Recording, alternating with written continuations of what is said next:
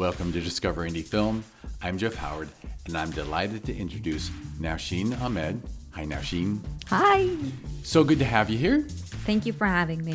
Thank you for being here. All right, so everyone should listen to the podcast before this one in the Discover Indie Film podcast feed. That'll be an interview with Naosheen, all about you and your work and your upbringing. Very fascinating upbringing, not the usual story. I mean, from Saudi Arabia to New York City to Los Angeles. That alone is a great story. Yeah. Right? So listen to the podcast before this one and check the links in the show notes for Naosheen's Instagram and whatnot, because this podcast is going to be a 4 questions podcast, as I call it, which means Naosheen will be answering name 3 films you love, name an underrated film, name an overrated film, name a lesser known film for people to seek out. Just a fun way to talk about cinema and movies. And, you know, it's just fun. And sometimes I joke that, like, I think you get to know someone even better when they talk about their favorite films. Yes. Right? Yeah. Okay, I'm glad you agree. I totally agree. Excellent. Well, you want to just jump right in and name 3 favorites? So my 3 favorite films are Gone Girl, Godfather, and Parasite. Oh, nice. That should tell a lot about me. Yeah. One, and actually nice, well, 2 are fairly modern, but then you go back to the early 70s with Godfather. Yeah. There you go. So you like something dramatic. Yeah, I love drama. Yeah. Right. Excellent. But geez, I got nothing to add on because those are 3 great films. Parasite is so. Yeah. It's so unique. It's so wonderful that it got the accolades it got. Excellent. All right. Well, geez, that's quick. So we can go on to question number 2, which is a film you feel is underrated. Can I give more than one option? Yes. In fact, I joke with people. I don't have a black and white striped shirt with a whistle. There's no referee here. You can name more than one. And I'll tell you the reasons why. Okay. The film I feel that are underrated are The Florida Project. It's a beautiful and emotional film that deserves more attention. The second one is The Truman Show. It's a brilliant film, and I feel it's very relevant to today. How accurately did it predict what was going to happen in global culture? Mm-hmm. Yeah, I love it. And the third one is Lunchbox. It's a simple but deeply moving story about connection and loneliness. This is a Hindi film. I think it is on Netflix or Amazon, but I loved Lunchbox. The acting was so good. Well, you got me there. I haven't seen it. You will love it. All right, gotta look it up. Because clearly, based on your list, we have similar tastes. So, Excellent. Well, yeah, and I'm with you. Yeah, Florida Project. Yeah. Oh man, the end of that film, I'm crying. There's a joke on the film festival. Like some jurors and they joke like, if Jeff cries, he fights to get the film in the festival. Like. I'm one of those too. If the film makes me cry, if I'm sobbing and I'm thinking about it even after the credits are rolling, it's a great. It moved me. Exactly, and that's one of the purposes of art, right? Is to move us. Yeah. Absolutely.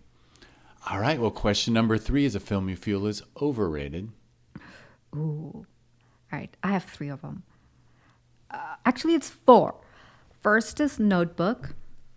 I know people will not like it, but here is my take why I feel it's overrated. It's emotional, but the romance feels a little over-romanticized. I'm like, it's not like that in real life. It's not genuine. No. I'll confess I haven't seen it because I've heard that, and it's not for me. And look, it was a very successful film. They don't need my business. I know I'm not a rom-com girl or romantic girl, but a lot of my friends are like, you should watch it. I did. I'm like, okay, but I think it's a little over-romanticized. It's not for me. The second one, Everything, Everywhere, All at Once. It's unique and creative, but it's not for me. I'm not the audience. Third is Avatar. The visuals are very groundbreaking, but the story just did not connect with me. Very fair. Fourth is a Bollywood movie. If there are any Indian people who are listening to this podcast, I know you guys will think I'm crazy, but I think Kabhi Khushi Kabhi Gum is overrated. I understand the nostalgia, but the acting is a little over the top. Well, obviously, I'm ignorant again, but yeah, that's if something doesn't feel genuine, it just doesn't resonate, right? No. I'll share something funny with you. This last weekend, Friday night, whatever, 4 days ago, I saw Everything Everywhere All at Once for a second time because our college kid is home and she'd never seen it. And I thought it was okay when I first saw it. I thought it was a good, funny version of The Matrix the first time. Mm-hmm. I'm like, okay, it's The Matrix, but funny. I get it. It's getting all these awards, fine. And on second viewing, I was just heartstruck throughout. I was like watching it going, oh my God, this is one of the best films I've ever seen. So go figure. Second viewing got me. Maybe I should give it a second try. Especially knowing that the story is a mother-daughter dynamic.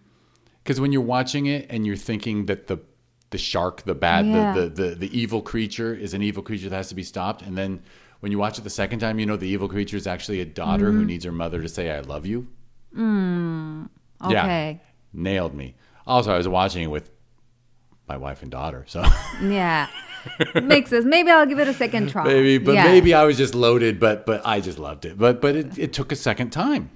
Okay, so there are some movies where first time I'm like, I didn't do anything, but then second time I'm like, oh. Right, that's one of the things that the streaming era has robbed of us is there's so much to watch. We don't rewatch anything. Yeah. When it was on DVD and VHS, we'd watch things more than once and really get to know them. Yeah.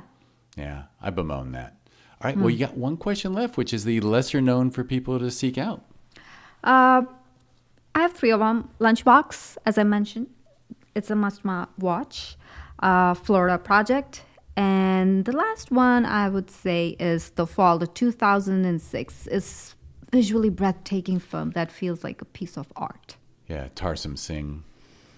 Oh, The Fall in the Cell. Yeah. I don't know if there's a third feature, but unbelievable artist. Yeah. Yeah, beautiful films. Oh my goodness, amazing films. Needless to say. Well, thankfully I've seen those. All right, wonderful. Excellent list. Thank you. And you, I guess I'm going to have to watch Lunchbox for sure. Yes. Yeah. It won a lot of awards. I will add it to the list. The great thing is we got this, what is it, the Watch Now website or whatever. Yeah, so you can always find where things are showing. I think it's watchnow.com, I think. All right, well, let me wrap us up. Thank you so much, Naosheen, for being here. Thank you for having me. It was a pleasure. Wonderful. Bravo to your taste. I'm giving you a golf clap for excellent taste in cinema. All right, everybody, if you're listening to this, first check the links in the show notes in case you can see Naosheen's film, Pandaal, as well as you can visit the link that goes straight to her Instagram. You'll also see a bunch of clickable links for the crap that I do, which is Sherman Oaks Film Festival and Filmvasion Los Angeles. They're both run by the Discover Indie Film Foundation, so you go to discoverindiefilm.org for that. Oh, I skipped over the podcast website, discoverindiefilm.com. I definitely see a theme there. So if you go to discoverindiefilm.com, that is the podcast where we talk to filmmakers. On social media, it's always at DIFwins. And then discoverindiefilm.org is the nonprofit that is a charity devoted to the arts. Thank goodness this country still cares a little bit about the arts, and we we let charities related to the arts be nonprofits. But anyway, so that's discoverindiefilm.org. And I'll mention the third festival, Filmvasion Lima. Filmvasion Los Angeles had a little brother or little sister born in South America this year, and it's coming back next year. And there might be some other locations. Every once in a while, people come to me and they're like, hey, how about a Filmvasion, Filmvasion Denver? And I go like, oh, yeah, great. Here's how much work you have to do. And they go, oh, I thought you would do the work. I'm like, sorry, a little busy. But anyway, thank you so much for being here. And thank you everyone for listening.